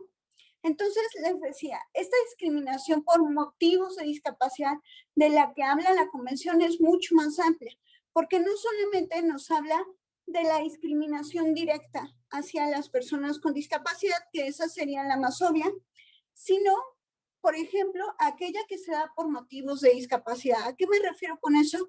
Cuando, por ejemplo, quien ejerce labores de apoyo a una persona con discapacidad, por ejemplo, puede ser, no sé, a veces la madre o la hermana, generalmente también tiene un sesgo de género, ¿eh? Esto es cierto, y necesita salir para generar estos apoyos, pues se le corre. Entonces, aunque no sea directamente la persona que tiene discapacidad, pues estos motivos terminan siendo por motivos de discapacidad. Entonces, esta discriminación se puede presentar en diferentes momentos, laboralmente hablando. En la oferta de trabajo, cuando la oferta literalmente establece que la vacante no contempla personas con discapacidad, ustedes crean que es un ejemplo muy burdo y que seguramente no existe, pero por supuesto que existe. Les pongo ahí un caso que llegó a la Suprema Corte y que tiene una sentencia. También en la contratación, ¿y qué quiere decir en la contratación? Cuando en la selección existen ciertos estereotipos o prejuicios que me impiden la contratación de personas con discapacidad, o justamente en la selección no se hacen los ajustes razonables, a los que se refiere el artículo 2 de la Convención. ¿A qué me refiero con ajustes razonables? Son las modificaciones que sean adecuadas y necesarias para que las personas puedan participar en igualdad de condiciones con el resto. ¿Y por qué esto es importante? Porque si no se dan los ajustes razonables, se considera que son actos discriminatorios. ¿Por qué? Porque tengo que asegurar condiciones de igualdad. Esto quiere decir que tengo que contratar a todas las personas que me soliciten un empleo, a todas las personas con discapacidad que me soliciten un empleo. La respuesta es no. Pero lo que sí tengo que hacer como empresa es, como empresa o sector público, porque suceden los dos, es asegurar que cuando las personas con y sin discapacidad llegan a una entrevista, una selección, puedan participar en igualdad de condiciones. Y para asegurar esta igualdad de condiciones, pues necesitaré hacer algunos ajustes razonables. ¿Qué ajustes razonables? Quisiera decirles que hay una receta mágica, pero no la hay. Estos ajustes razonables son dependiendo de las necesidades y las barreras específicas a las que se enfrenten las personas. Por ejemplo, algunos necesitarán quizá una computadora para hacer la entrevista, otros que el documento sea accesible para lectores de textos, otros que quizá la luz o el sonido esté más bajo, ¿no? Entonces, dependiendo de las necesidades concretas. También podemos ver que se pueden presentar actos discriminatorios durante la relación laboral. Porque, como nos dice la OIT, hay muchos casos de hostigamiento laboral dentro del desarrollo laboral en donde se hostiga a las personas con discapacidad. Cuando hablamos de mujeres con discapacidad, por supuesto, se les hostiga laboralmente, sexualmente, pero también con prejuicios y estereotipos relacionados con el tema de discapacidad. Y bueno, en la conclusión de la relación laboral, por supuesto, también sucede mucho. Una vez contratada la persona, se puede, bueno, es despedida muchas veces por motivos de discapacidad en sentido amplio, ¿no? Como ya les mencionaba algunos ejemplos. Los estereotipos son uno de los grandes obstáculos a los que nos enfrentamos y es muy importante cambiarlos. Siempre que ustedes piensen en, es que si la contrato va a bajar la productividad de mi empresa, o será que pueda realizar estas actividades, o qué problemático, etcétera, todo lo que están pensando, esos son estereotipos. Y esas son barreras actitudinales que limitan el ejercicio de derechos. Entonces, sería lo primero que nos tendríamos que preguntar y lo primero que habría que eliminar. Porque otra cosa que les quiero resaltar es que todo en este mundo está hecho, incluso las leyes, a partir de algo que se llama modelo médico asistencialista. Ese modelo lo tenemos metido hasta en las venas, igual que el capacitismo, como el machismo, lo tenemos metido en todos lados y lo reproducimos constantemente. Entonces, hay que darnos cuenta de esto porque justo los estereotipos que les digo parten del modelo médico asistencialista.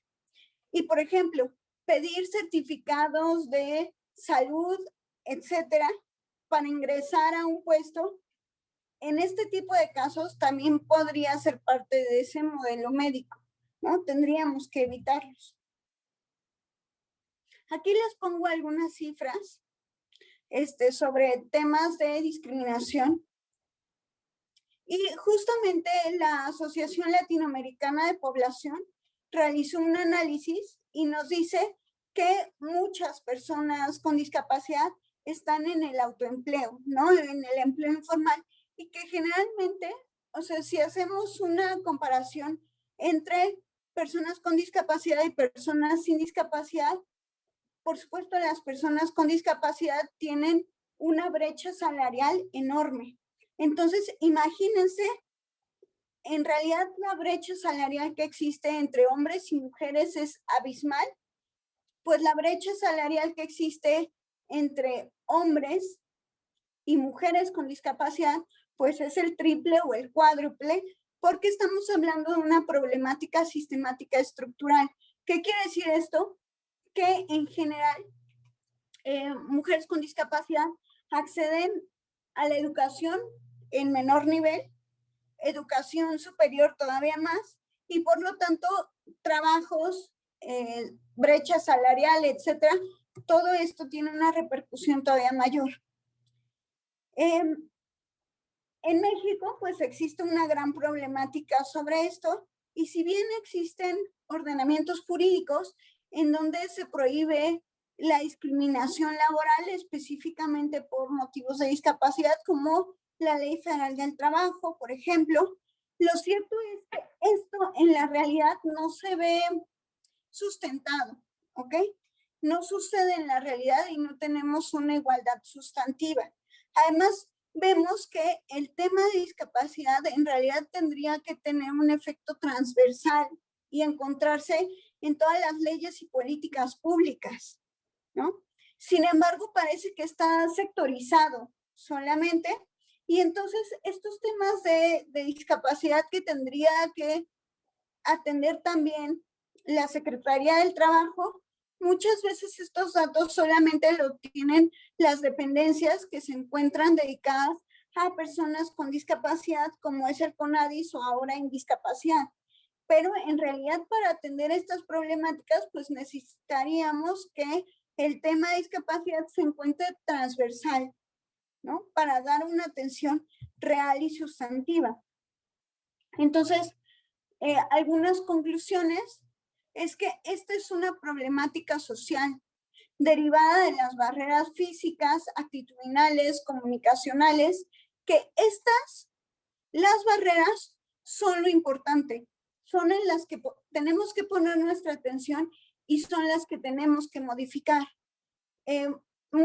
Existen leyes y políticas públicas, digamos, que tratan de mejorar la situación de las personas con discapacidad, pero por un lado, les digo, están sectorizadas y por otro lado, tenemos que ser muy críticos y críticas con el enfoque con el que están hechas esas políticas y esas leyes. ¿Por qué? Porque, como les digo, generalmente reproducen sesgos del modelo médico asistencialista, lo cual resulta contrario a la Convención sobre los Derechos de las Personas con Discapacidad, que lo que promueven es el modelo social y la visión de derechos humanos. Entonces, si tenemos leyes y políticas públicas que tratan de incluir el tema de discapacidad, pero lo hacen desde una perspectiva totalmente ajena a derechos humanos, en realidad lo que estamos haciendo es, pues, reproducir prejuicios y estereotipos que afectan el ejercicio de derechos, en específico el derecho al trabajo. También la tasa de desempleo de las personas con discapacidad es alarmante. Pocas personas tienen la posibilidad de ingresar a un trabajo y quienes lo hacen en un puesto de bajo nivel, en donde no tienen la posibilidad de crecer, de ir a un puesto de mayor nivel, seguramente sin seguridad social, y sus gastos son mucho mayores al resto de la población y además son gastos cotidianos, ¿no? Entonces, insisto, esto hace que se encuentren en los deciles más pobres de la población. Estos obstáculos, la verdad es que nos corresponde a todas y a todos eliminarlos. Y esto debería ser un compromiso tanto del sector público como del sector privado, porque vemos que tanto en el sector público como en el sector privado siguen existiendo estos problemas y se sigue reproduciendo el modelo médico. Y si esto no es tan claro y creen que estoy exagerando, les pregunto a ustedes, como un ejercicio muy rápido, dentro de sus centros de trabajo o a donde ustedes han ido, a sectores públicos o privados, en donde quieran, a pedir información, a realizar algún trámite, etcétera, ¿cuántas personas con discapacidad ubican? Y si ubican alguna, ¿en qué puesto está? Seguramente ubicarán muy pocas que se encuentren en puestos directivos o en puestos representativos, también en la política, etcétera. Y también aquí me gustaría hacer énfasis que además del tema del derecho al trabajo, tenemos un problema muy grande de representatividad. Así como vemos a pocas mujeres en ciertos puestos de poder o de toma de decisiones, díganme específicamente cuántas mujeres con discapacidad han visto en estos puestos de toma de decisión o en estos puestos directivos importantes. ninguna, con suerte una. Entonces, pues tenemos muchísimo trabajo por hacer, ¿no creen? Y esa es una responsabilidad que nos corresponde a todas y a todos. Entonces, solamente me gustaría concluir invitándolas e invitándoles a cuestionarnos nuestros prejuicios y estereotipos y a eliminar las barreras que eliminan o que impiden el ejercicio de derechos de otros sectores de la población, múltiples sectores, como se ha mencionado aquí, incluyendo, por supuesto, a las personas con discapacidad. Muchas gracias. Muchísimas gracias, Mariana, por tan imponente presentación. Creo que ha sido muy enriquecedora. Y bueno, para recapitular, creo que aquí me gustaría hablar que en todas las exposiciones hablamos de problemas de modelos, ¿no? Del problema del modelo económico, del problema del modelo, en cómo se ha estructurado el tema laboral en nuestro país. Y aquí claramente vemos un tema de un modelo no solamente desde una perspectiva jurídica, económica, pero sociocultural, ¿no? Que esté impregnada en nuestro país, en nuestra cultura y que permea las instituciones, el cómo se implementan las leyes, etcétera, ¿no? Entonces vemos cómo esto es una barrera y una de las barreras principales para que las personas con discapacidad se les pueda respetar y garantizar sus derechos como el derecho al trabajo. Bueno, no quiero robar un poquito más de tiempo porque me gustaría abrir el micrófono a las dudas de la audiencia que nos acompaña hoy. Y bueno, me gustaría empezar con Alexandra. Alexandra mencionaba sobre los y las minis con relación a que la mayoría son mujeres y que ejercen trabajo de cuidado.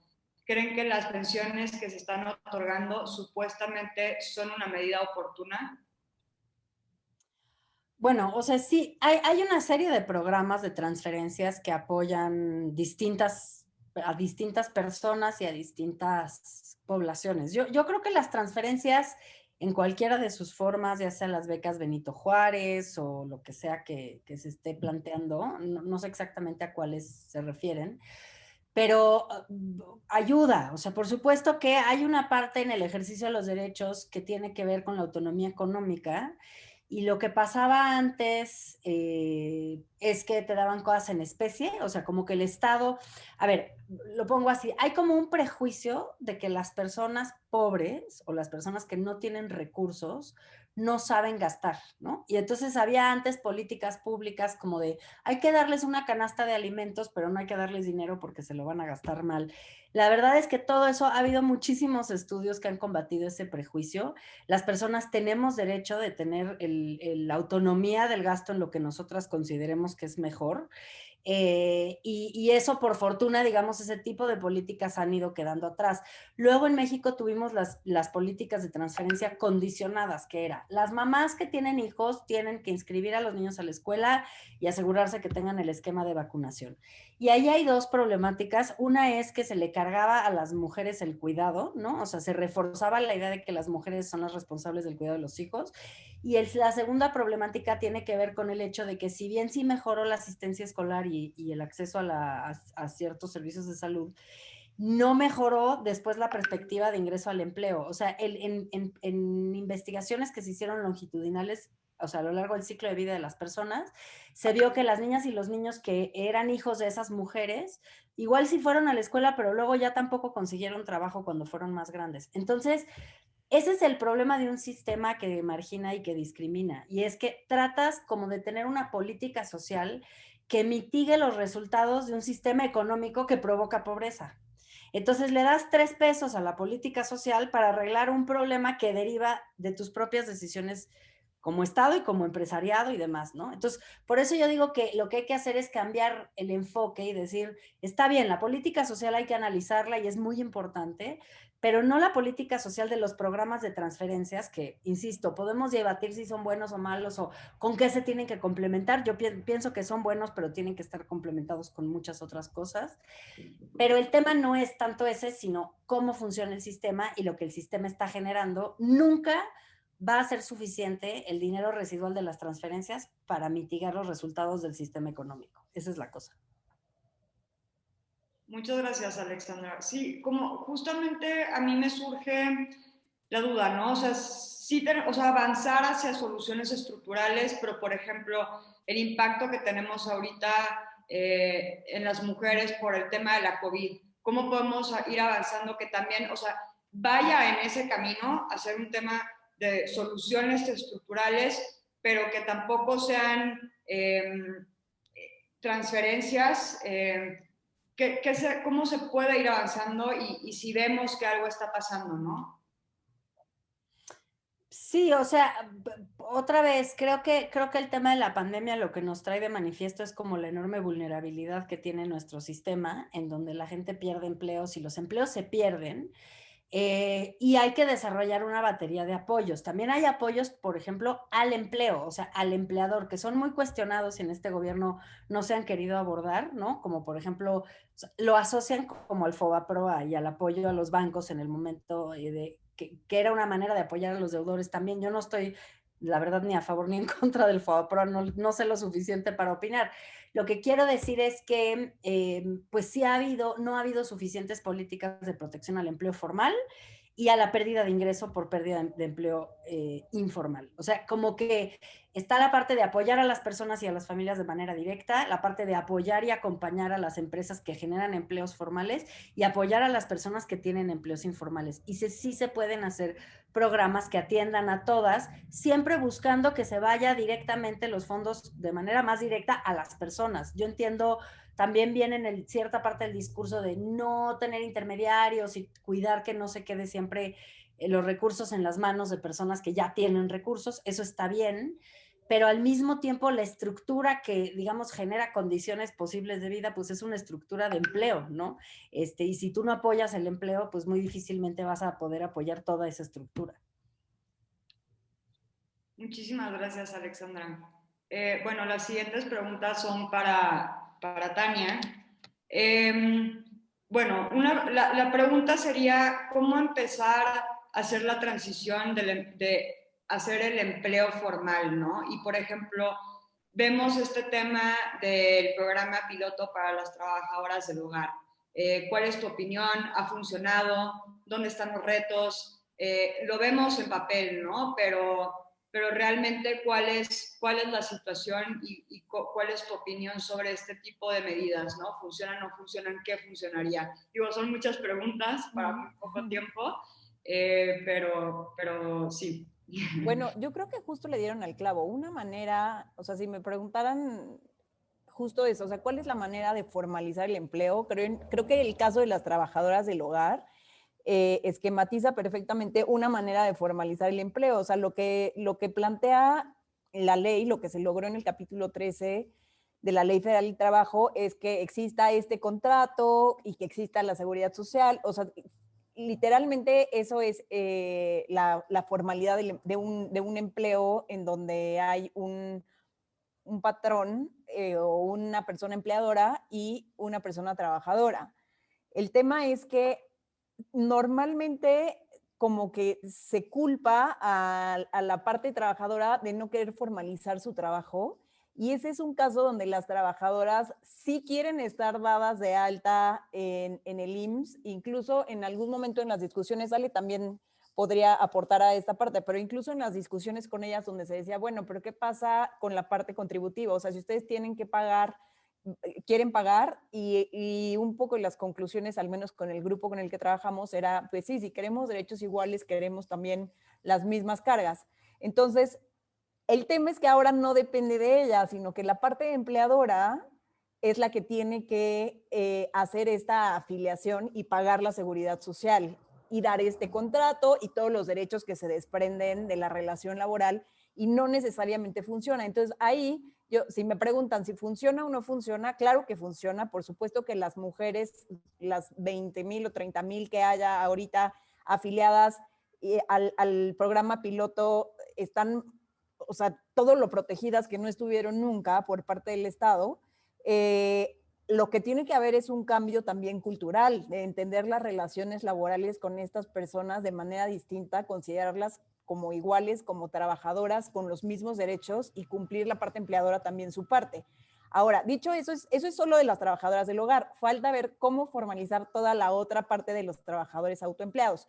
Ahí lo que yo te diría es que, por un lado, tiene que existir un esquema de seguridad social, que estoy de acuerdo con Ale, o sea, ella hablaba, no sé si de la seguridad social en general o solo de la parte médica, pero tiene que haber un esquema de seguridad social universal que también arrope a las personas trabajadoras en empleo informal y que no se derive de tu estatus laboral si tienes seguridad social o no, porque la seguridad social es un derecho. Y después de eso, te diría que en la parte fiscal tiene que haber una justicia contributiva, o sea, considerar cuáles son los ingresos de estas personas y realmente cuánto podrían aportar al sistema fiscal sin que les signifique pues que tengan que sacrificar algo básico para ellos, tomando en cuenta, les puse por eso también el ejemplo de los ingresos, que los ingresos son bastante bajos, ¿no? Entonces, en las conversaciones que tenemos con estos otros grupos de trabajadores y trabajadoras, nos dicen, ok, pagamos, pero también a cambio de qué. O sea, porque si solo se trata de que paguemos un impuesto, pero no vamos a tener ningún tipo de beneficio por parte del Estado, ¿por qué habríamos de pagar por beneficios que no tenemos? O sea, si de todas formas nuestra vivienda es precaria, nuestro trabajo es precario, etcétera. O sea, ¿por qué tendría yo que pagar algo más si todos los días casi que estoy luchando con el Estado para poder sobrevivir, ¿no? Entonces, creo que ahí está otro de los retos y significa también como construir un nuevo pacto social en donde se reconozca que estas personas, el modelo económico excluyó a más de la mitad. Entonces, ¿qué vamos a hacer con esa más de la mitad que sí trabaja? En vez de culparles, ver cómo incluirles, ¿no? De tal manera que sea un ganar-ganar, tanto para el Estado, pero también para estas personas. Muchas gracias, Tania. Sí, justo lo que comentabas, ¿no? O sea, muchas de las personas que están trabajando en empleos informales pagan derechos, pagan permisos y no se les garantiza ningún derecho, ¿no? No digo, no que sea una condicionante, pero por ahí también, pues claramente hay un abuso, ¿no? Y una barrera por parte del Estado. Muchas gracias. Mariana, unas preguntas por parte de la audiencia y es las acciones afirmativas que se están realizando en favor de las personas con discapacidad que buscan acceder a trabajos funcionan.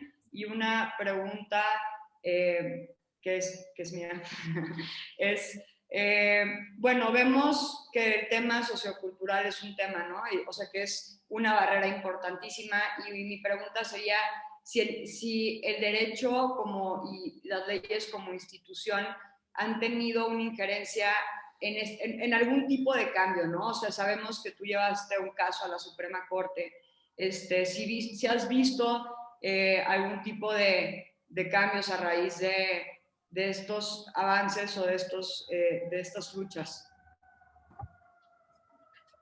Muchas gracias por las preguntas, creo que son muy importantes.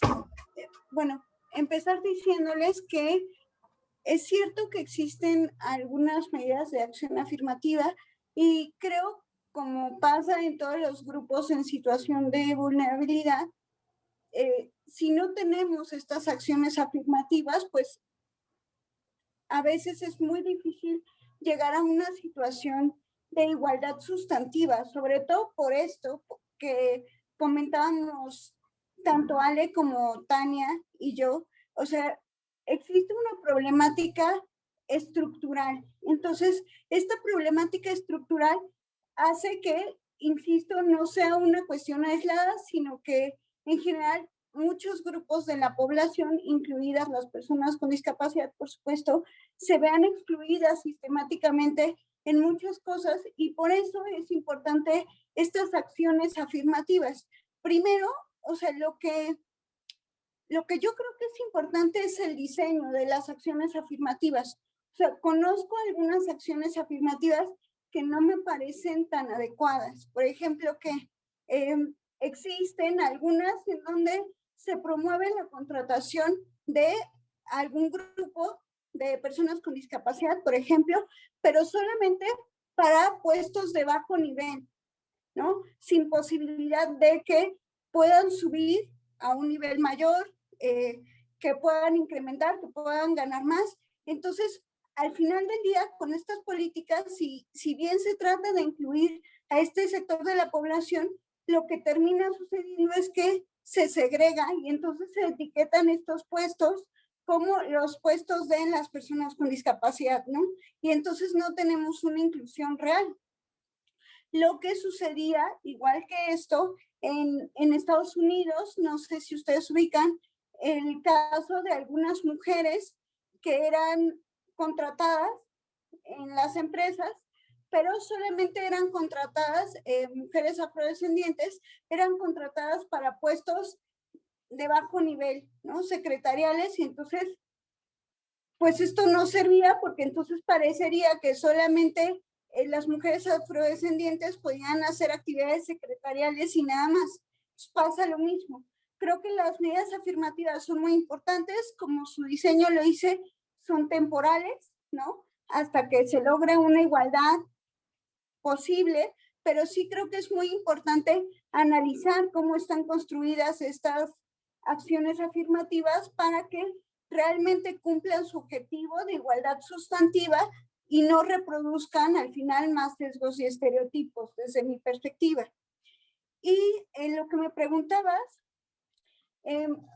sí, hace más o menos 12 años, un poco más, tal vez 15, no sé, ya hace un rato promoví el amparo del que ustedes hablan, que fue el caso que les puse en la presentación. Creo que sí ha habido algunos avances, creo que por lo menos ya se habla más del tema, se hace cada día más visible, eso es importante. No creo que en otros momentos ni siquiera estaríamos hablando del tema en este foro, ¿no?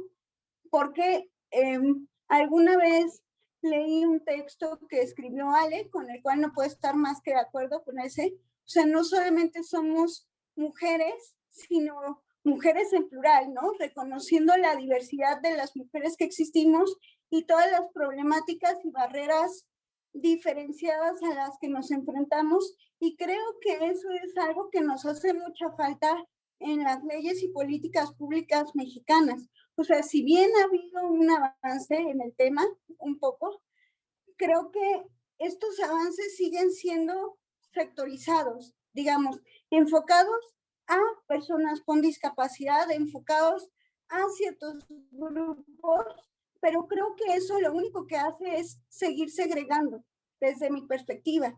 Lo que necesitamos es construir leyes y políticas públicas que reconozcan la diversidad de la población, es decir, con una perspectiva interseccional de manera transversal, porque entonces de verdad es una problemática porque no sabes a dónde meter una demanda, etcétera, porque por un lado CONAPRED conoce cuestiones de discriminación, pero esas cuestiones de discriminación en materia laboral también tendrían que ser tendrían que poderse conocer a partir de la Ley Federal del Trabajo y entonces es un problema.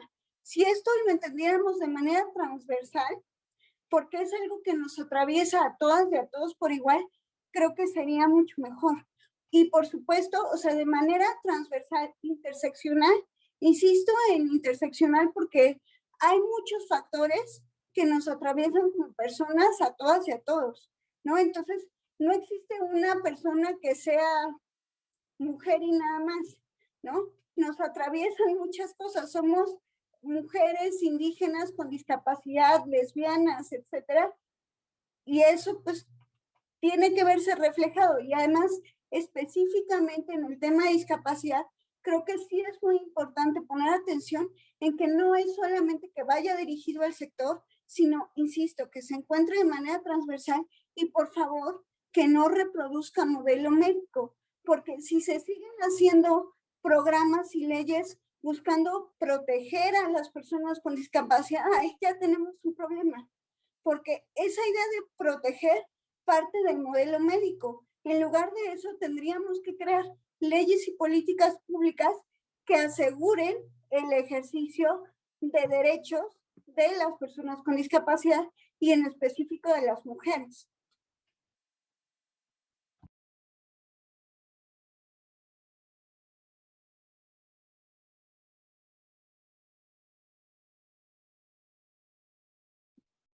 Perdón, el resumen de la pandemia, el micrófono. Quisiera agradecerte, Mariana, y abrir el micrófono a las panelistas para que nos den unas palabras de despedida antes de que cerremos esta sesión. Alexandra, no sé si Pues, pueda... Nada, yo nada más quería felicitarlas. La verdad es que es una gran cosa que nos convoquen, que nos junten. También ver a Tania y a Mariana me da muchísimo gusto verlas a ustedes.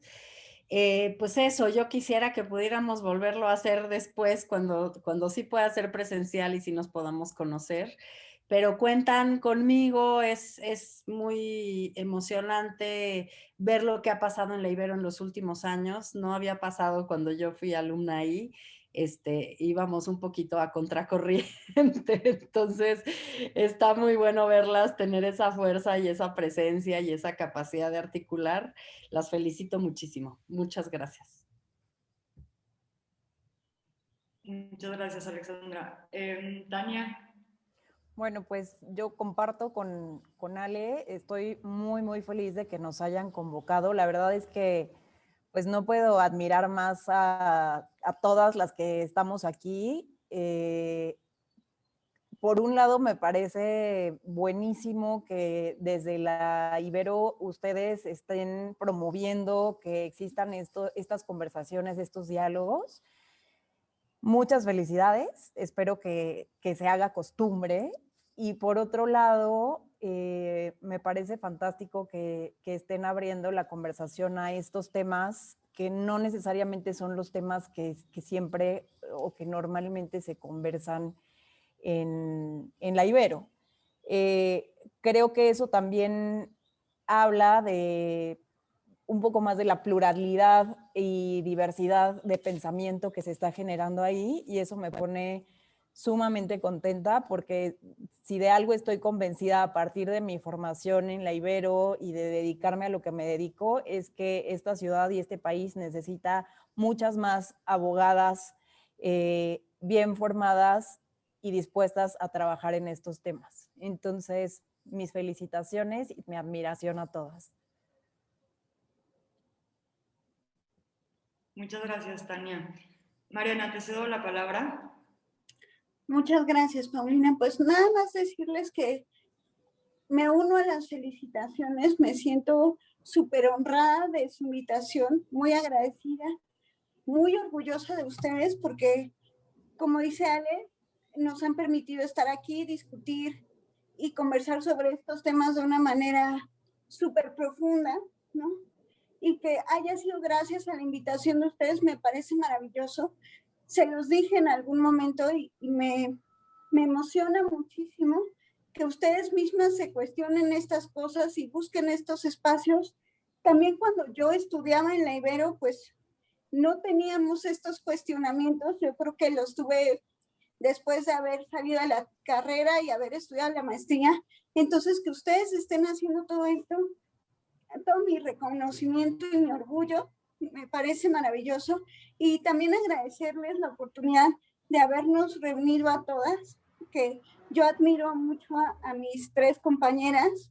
Entonces es maravilloso podernos encontrar todas aquí y ojalá se pueda hacer esto más adelante. También hago votos porque así sea. Y de nuevo, muchas felicidades e insisto, la Ibero debe estar muy, muy orgullosa de ustedes. Gracias. Muchas gracias, Mariana.